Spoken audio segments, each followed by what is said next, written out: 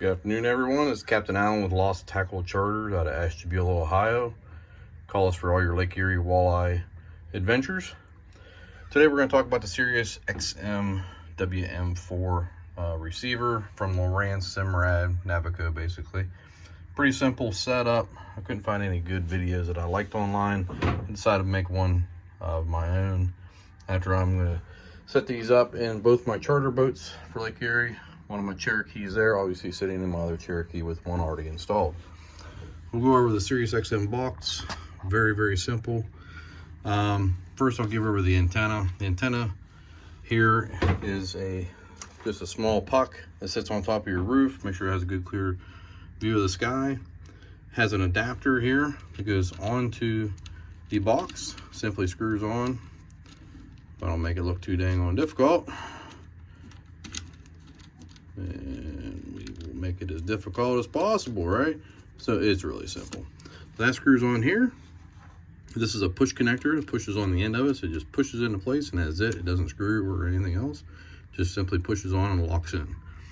This part here goes onto the other end of the antenna, which give you a couple of tips when you're installing this antenna. So this piece will connect here, and a finished product will look something like this. I have my antenna mounted on my roof, comes down through, and just made the connection there. Obviously it comes down, it connects here, goes down, and then to the box. The antenna itself, quick tip, this is not bolted down. So this top will fall off if you don't bolt it down first. So make sure you use the washer, and the nut on this slides down the cable, tightens on here, just snug tight, that's all you need. Try not to crack the plastic. Another setup, when you're installing this on the roof, whether you use the extension that they provide or you simply just screw it to the roof like most people do, you take this right here, sit this down in here, the screw comes with a little rubber grommet. A little rubber grommet helps seal that hole, keep everything nice and watertight for those rainy days. So that's the antenna. The power cable, pretty straightforward stuff. What I did was I cut this off, the fuse link, actually crimped a new end on and tied that right into my fuse panel, put a 15 amp fuse on it. A lot easier that way. If you don't have a fuse panel tied into, obviously put an end on this, tie it to your battery. The grounds, as we'll call them, the black goes to a ground, the white goes to a chassis ground. Well, we're in a boat, we really don't have a chassis ground, so we'll tie these two together, put these on the ground bus bar in the fuse panel. Pretty simple. I'll show you how I have the other one set up here in just a minute. Audio cable is pretty simple. Audio cable, obviously, in the power, let's go back to this. The power simply locks, twist lock, push in, twist lock, simple stuff. All the same connectors on these. The audio cable goes here, and then it has two male ends, which will come down if you want to do it the cheap and easy way and not have to buy a super expensive radio. This is just a cheap little PAL radio. They sell pretty much everywhere for about 50 bucks with a 400 amp or 400 watt amp, I'm sorry. Comes with it. These things are cheap. Take these two male connectors and put this into a 3.5 millimeter male, or I'm sorry, female ends. Take these male ends, put these in these female ends. Okay, comes up, plugs into here, turn your radio auxiliary, and guess what? We got radio all day. So I'll show you how all that works here in just a minute. And then last but not least, the network cable, the most important piece of it.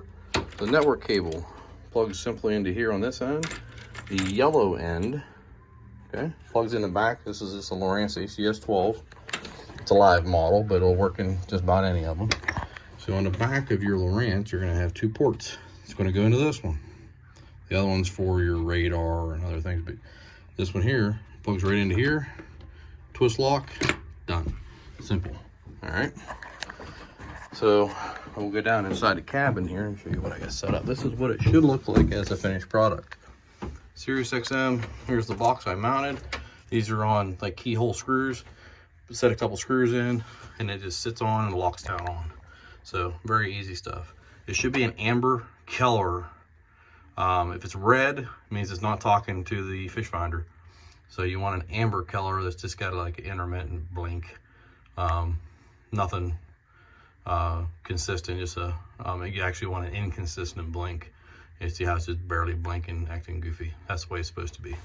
So here is that antenna, just simply pushed in. Here's all my cables hooked up here.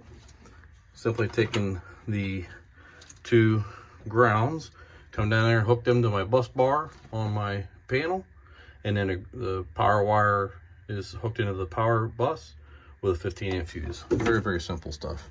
Doesn't take a great deal of knowledge to set those up, so really easy there. I actually put that on a switch too. I broke the wire into 2 and put that on a Sirius XM switch so that the power wasn't going to it all the time.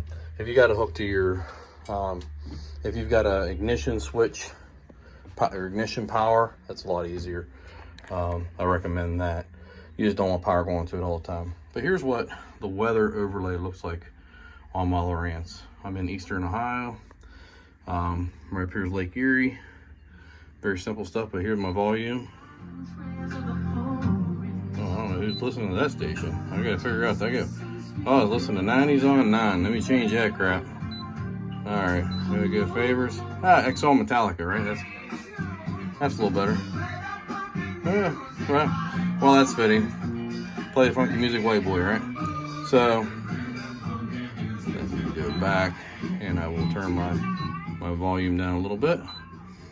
So what you can do, you go into your settings, hit your channels.